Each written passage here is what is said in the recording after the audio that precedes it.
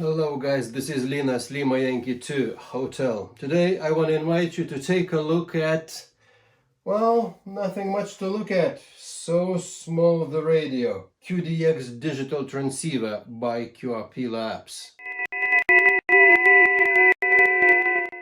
Well, due to its size, which is really very compact, it's like 9 centimeters to 6 centimeters to 2.5 centimeters. You do the inches. So the QDX digital transceiver being so tiny, it's really a perfect candidate to bring the digital modes outdoors. Really guys, I can't help waiting winter's over. As it is now, we've got lots of snow.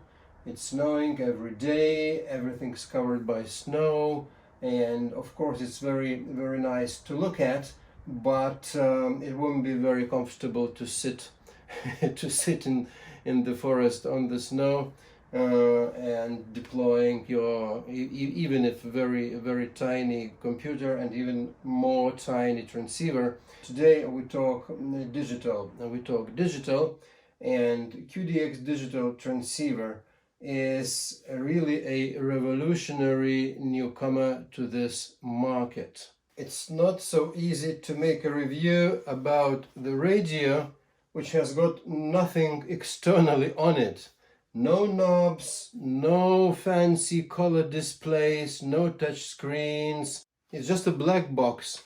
On the front panel we've got one LED, but well, this is magic LED. I'll talk about that a few moments later.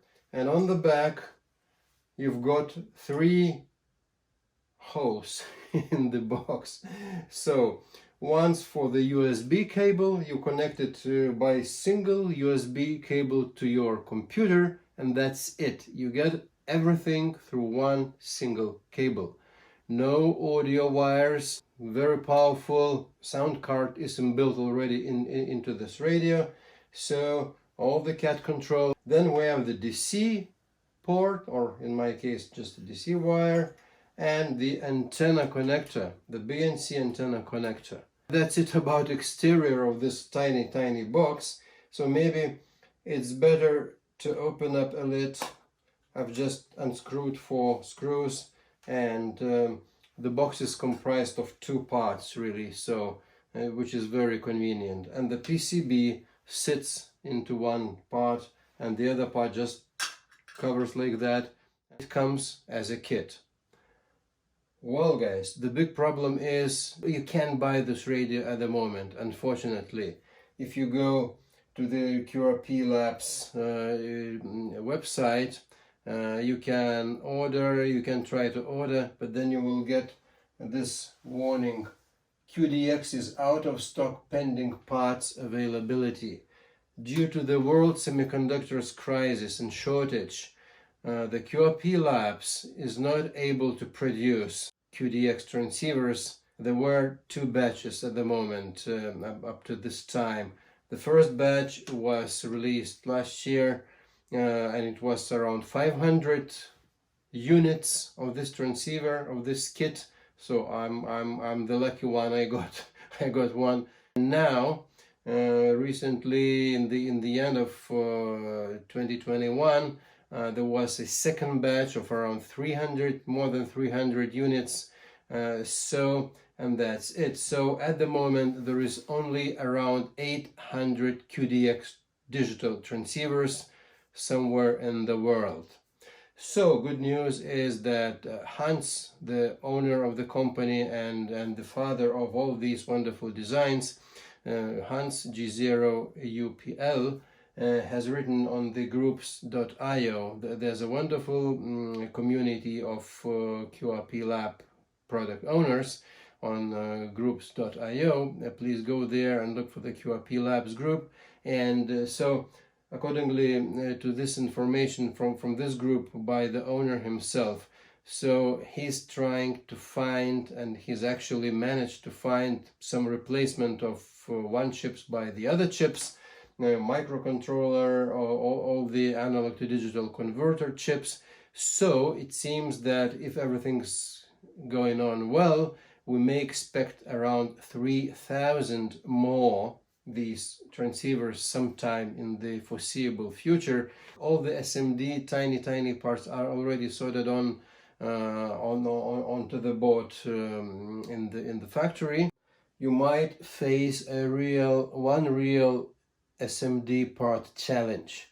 So there are few inductors which need to be changed. Something happened wrong with the SMD inductors, and they are not functioning properly on this PCB, the 47 microhenry inductors. So the company wants you to replace these SMD inductors with the through-hole inductors. If you are lucky enough and you are the owner of the version 2, the new PCB is reworked, all the unnecessary SMD inductors removed, and the through-hole, so to say, places previewed and installed and arranged on the PCB.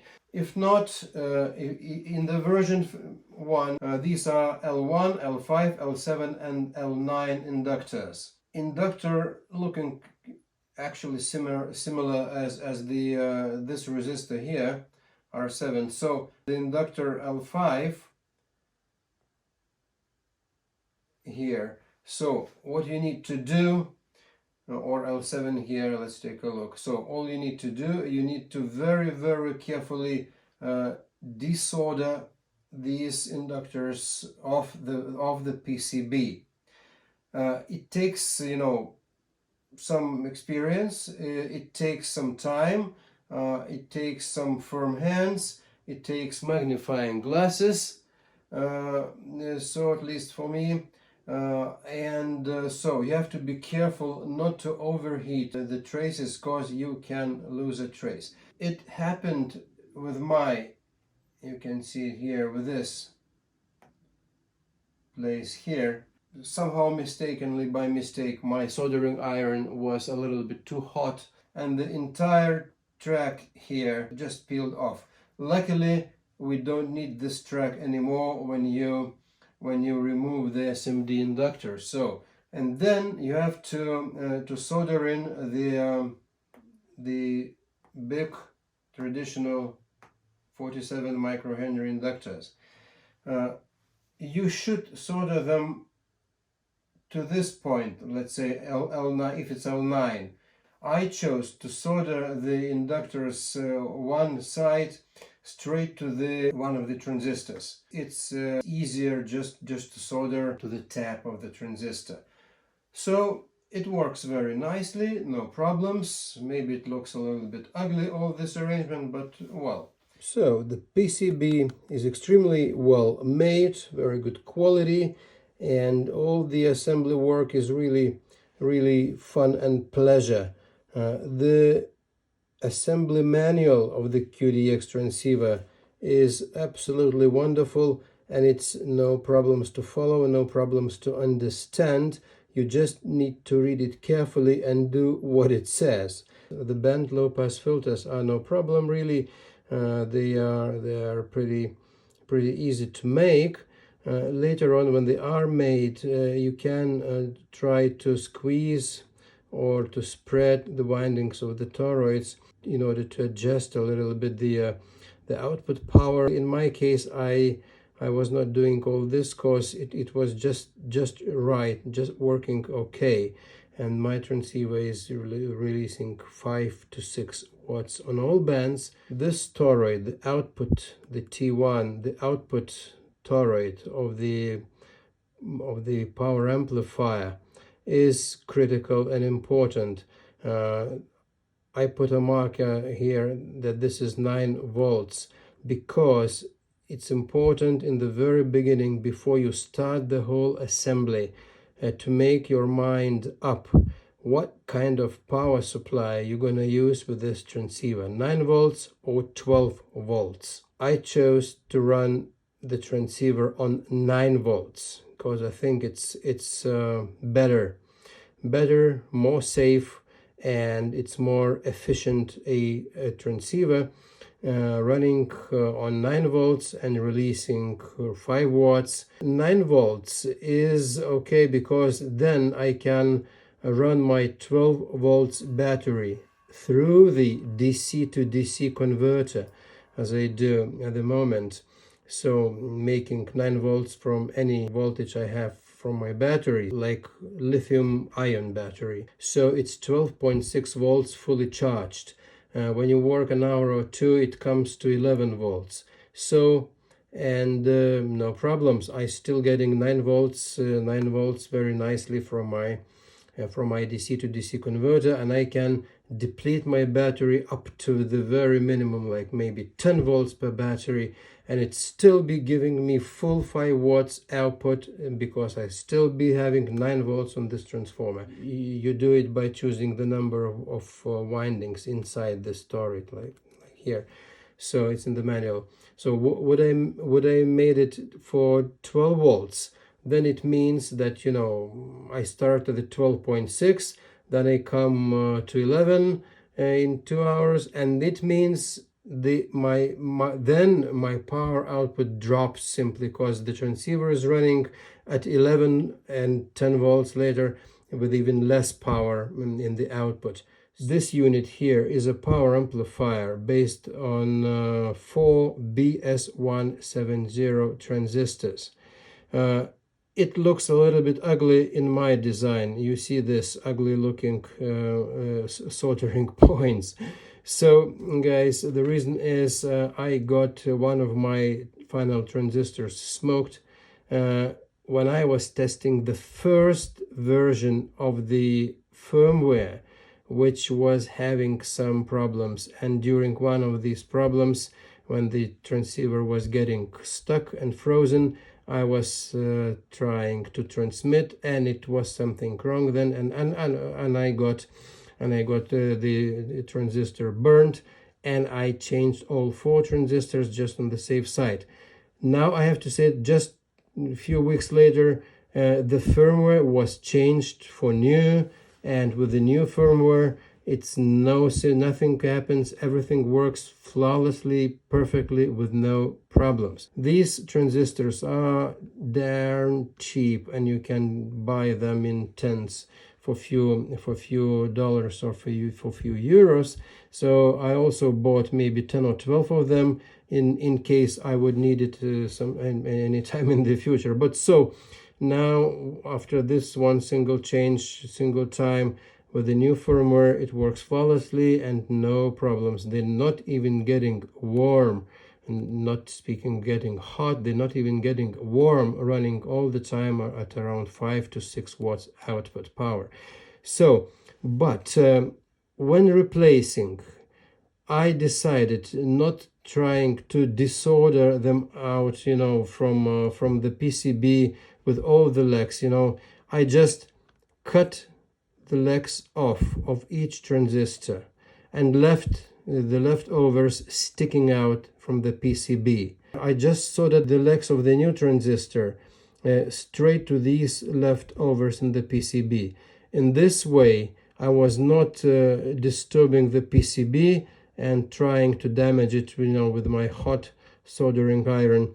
And if you do it many times, there will be one time in the future when you will get the PCB damaged. So with this way I did, it maybe looks a little bit ugly, but it's very good and reliable solder point, and I'm just saving the PCB. The other thing which I chose to do, it's here, it's a power supply. The stock connector for power supply is like this. It's a classical, traditional, very widely spread 5.1 millimeter barrel for 12 volts. It should go like this in the PCB. So, but I chose to use Anderson power pole connectors, and I chose just to put the wire through the hole, because I don't think this type of power supply connector is reliable, and I think especially that there's no off and on button on this radio. So each time you want to switch the radio on or off, you have to pull out or press in the connector into the socket. So after doing this many times, or maybe not even so many times, you will eventually come to the point when you will get the connector damaged, and you can get some problems like your 9 or 12 volts may get shorted somewhere, and you can get burned the whole transceiver. So secondly, in this transceiver, in this version 1 of the transceiver, the first batch, there's no reverse voltage protector. So you're on your own here. So if you mess up and you connect the wrong polarity of your power supply, you'll get the whole transceiver burned. Trying to prevent this, I decided to use the Anderson power poles. It's not possible to connect in the reverse polarity, because if you try to do this, it simply doesn't fit. There's no way to connect it wrongly. You can only connect it right. Japan Hotel 3 Charlie Uniform Lima, Japanese station, answering my CQ call.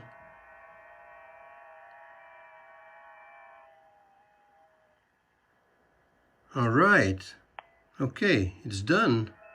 So the station from Siberia, pretty far away, Radio Whiskey 9, is calling me and giving me -8 dBs. All right, he gave me 73, very nice QSO. If I want to hear my own signal transmitting from QDX, I could go and take a look at my ICOM IC7300 waterfall, and we see the very nice and clean signal. The red LED, it's absolutely fantastic self-diagnosing system or feature of the QDX transceiver. When it transmits okay, it sends 3 flashing LEDs, 3 flashes. Let's try send and tune.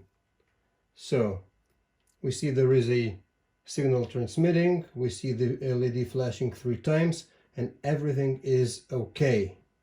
Now imagine that we forgot to make the power slider on the WSJT-X program at maximum, and it dropped somehow due to some reasons. Maybe we didn't understand something or what.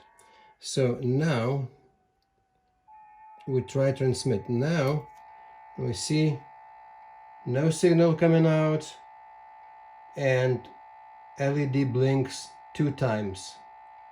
Blink, blink, blink, blink, blink, blink. This is clear indication that the CAT is working properly.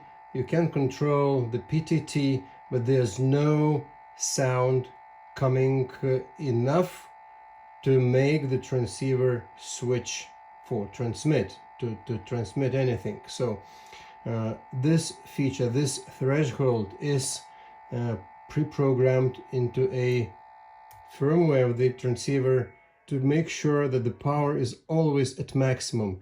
This is a requirement for the QDX transceiver because there's no danger at all to overload or to distort the signal, because it's purely digital. It's unique, ingenious system of creating the single sideband with no filtering, with no ALC control, nothing.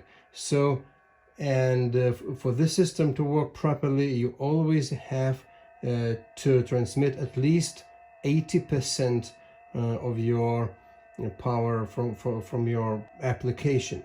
So 100% is the best. So we bring back the slider to maximum, and here we see that, all right, we have transmission, we have 3 times blinking. That's fine. What happens if the LED blinks just once? This happens when there's no sound at all coming into the transmit path. So imagine we did something wrong in the audio setups in the configuration tab, and we left for the output speakers instead of QDX transceiver. We try to transmit, no output. We hear the signal from the computer sound card.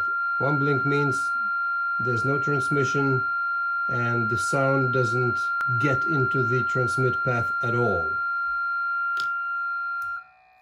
So we need to quickly get back to the settings, and for the output make the QDX transceiver as it should be. Ingenious self-diagnosing system based just on one red LED. The configuration is straightforward and brings no complications whatsoever. Kenwood TS440S should be chosen as a radio for the QDX Digital Transceiver. When you choose the radio, Kenwood, many things come automatically. So what is important, choose the serial port, of course. In my case, it's COM9. It's the virtual serial port. What is important, PTT method CAT. If you configure it correctly and you press the test CAT, you see it's green. You see it's green here. So it's okay. It means your transceiver is communicating perfectly with the computer. If you test PTT, you'll see that it's red, and your transceiver goes into the, so to say, send mode. It's not sending anything. It only shows that the transceiver now is in the PTT, in the transmit mode. The QDX digital transceiver is ideally suited for the FT8 mode. It works flawlessly. Another interesting mode which this transceiver is very well suited for is JS8 mode and the JS8 call application. I have it. It automatically comes to the frequency of FT8 from the previous app, WSJT-X. So we go to we left click onto the frequency tab, and we see 40 meters, another frequency. So oops, and it goes 7.078 megahertz. So it's quiet. It's not so many stations on JS8 mode. It's an interesting thing. You can send a heartbeat, so to say. So it means I send my signal, and the stations which hear me, they may automatically send confirmation that they heard me. So let's let's clear all the fields just in order to make it clear what's going on. All right, so I now send the heartbeat. I press the heartbeat, and here we see. All right, so I'm sending now. That's my call sign and the heartbeat and my QDH locator. It's sent. So now let's sit and wait if anybody confirms that they heard me. All right, so I see now English station heard me and send a report that, well, I'm heard by this station. So, and here I can go to the right field and I see that, so G0PQP hearing me and I hear him. So it means hearing each other, we could exchange messages. So the whole sense of JS8 mode, which I like, of course, is the ability to exchange messages or to communicate straight keyboard to keyboard. It's somewhere here. I feed it through my power supply. So stop blinking, and we hear the sound which comes from the transceiver's sound card into the computer. So there's no software running, no FT8, no nothing running yet, but we hear already that the transceiver is working normally, and this is a real signal from the radio, from the transceiver sound card. So it's not gonna be just automatically by default like this. In order to have this like this, you need to make a small trick with the sound setup in your computer. Here's the desktop of my Chewy mini PC, Windows 11. So first of all, you need to make sure sound, so to say, devices are set properly. Right click on the speakers icon on the desktop. We're in the sound settings. So here we check again, the speakers are for the output. For the input here, we choose digital audio interface. We click on it and we see the properties window.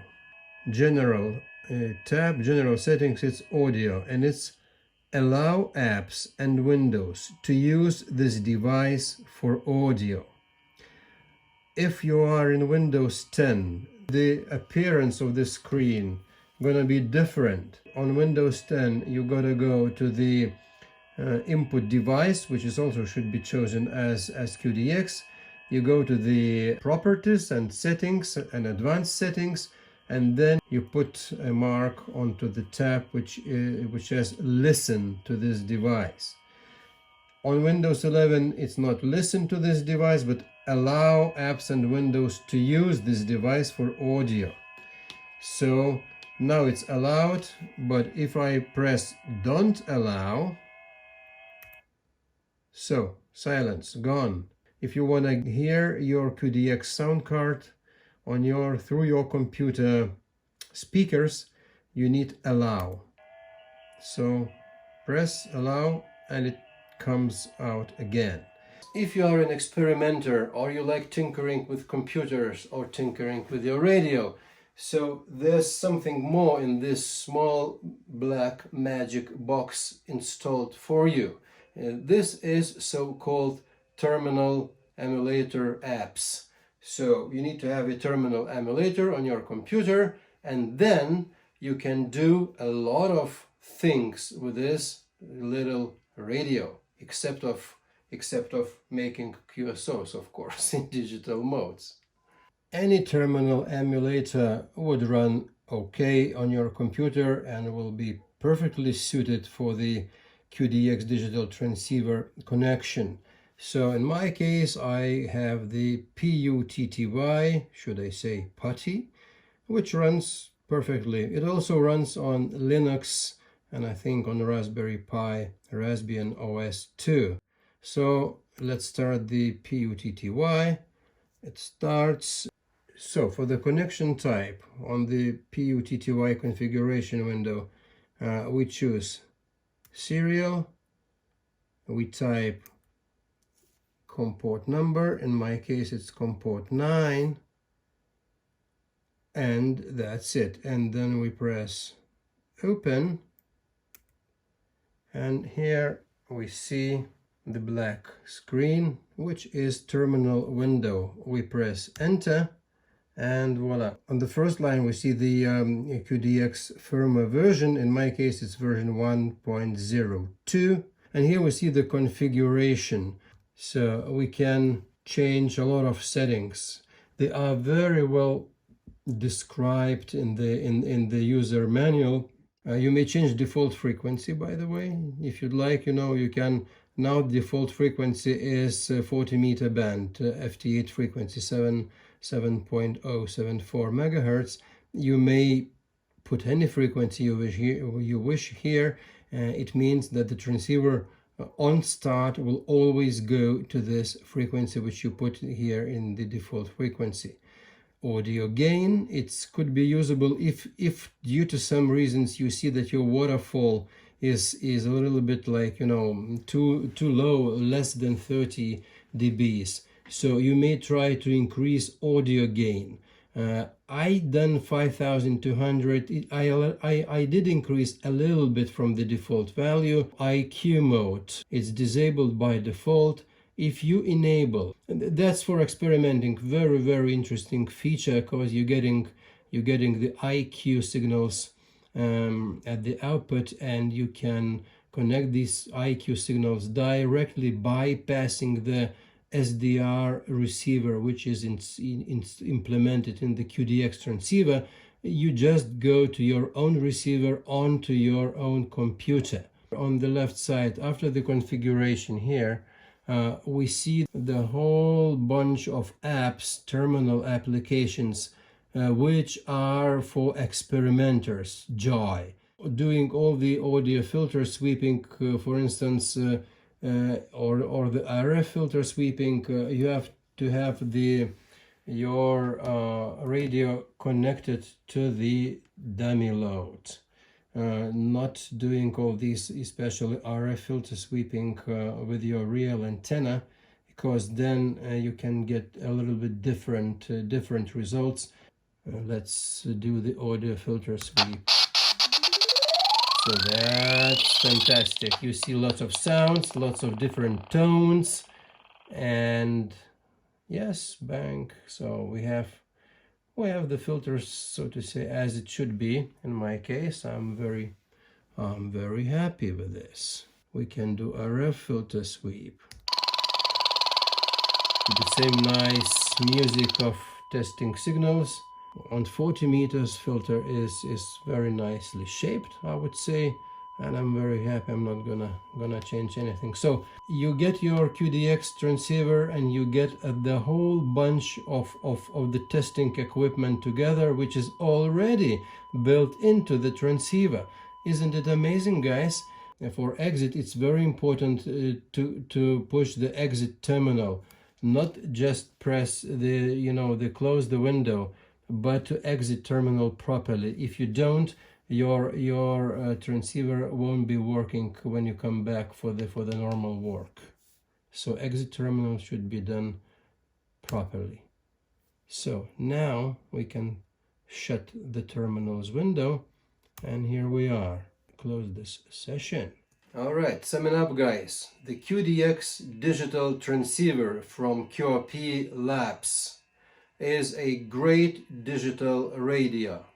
It's cheap by price, but it's not cheap by its quality. Yes, the price is cheap at some $65 on the QRP Labs shop, plus maybe some $20 for the housing if you choose one. I would highly recommend to choose one. So all in all, we have around $85 for this radio. It's really cheap because this radio is not a cheap by the means of the quality radio based on some simple direct conversion dual sideband design.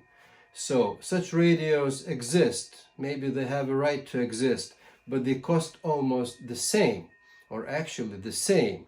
So, and I would never recommend anybody to buy the dual sideband digital radio, because two things: you're losing half of your power transmitting on both sidebands, and secondly, you pollute the radio ether.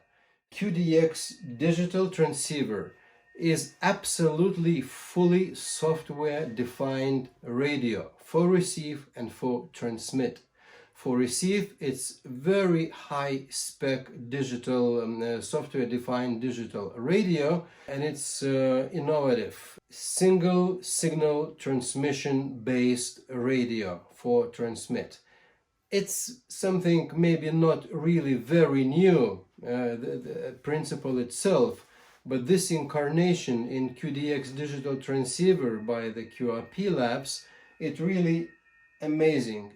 And I hope that the world semiconductor crisis will end soon sometime, and then the next 3,000 radios batch will be released by QRP Labs company, and I'm looking forward to it, to buy one more radio, the third version, the new incarnation of it, I'm very keen to test it, and of course to make another video on that. So the QDX Digital Transceiver is highly recommended.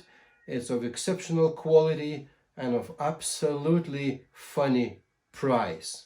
So guys, thanks for watching. Please leave your comments in the comment section. Please consider subscribing. I value very much your subscriptions, and I'm glad if you like what I'm doing. So keep your eyes peeled for more videos. And for today, 73, good luck. Till the next time. This is Linas, Lima Yankee 2 Hotel.